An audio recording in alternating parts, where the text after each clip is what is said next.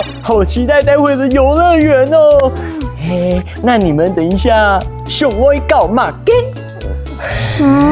上爱到马街。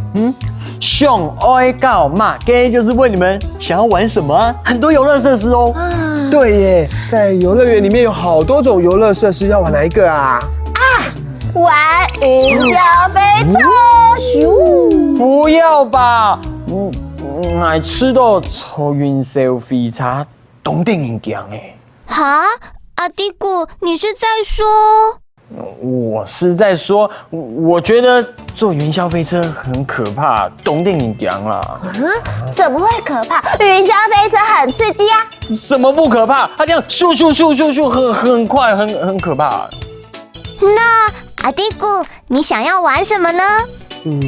不如我们来猜猜看，阿迪古要请猜对的人吃冰淇淋。好哎！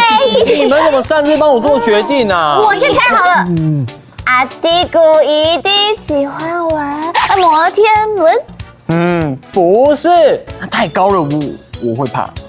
我知道是咖啡杯。那个头会很晕，我也会怕。叽里呱啦，阿迪古，你不要为了不想请客就这样耍赖哦。才不是耍赖，我是真的会怕啊。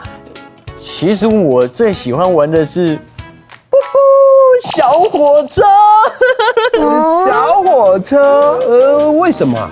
因为小火车看起来动电影像啊。动电影像，意思就是小火车看起来很可爱。那阿迪古喜欢的是小火车哎，难怪我们都没猜到。我怎么觉得你们好像在嘲笑我？没有啊。亏我今天还有多带钱出来，想说要请你们吃冰淇淋。那我要草莓口味的。我要巧克力口味的。我要全部的口味。新开了一种新口味哦，就是僵尸炒大肠的冰淇淋，好期待哦！那个是吃饭吃的，才不是不敢吃就算了，我要吃饭喽！可以换口味吗？上爱到马街，意思就是想要玩什么，爱吃到坐云霄飞车，当电影奖。意思就是我觉得坐云霄飞车很可怕，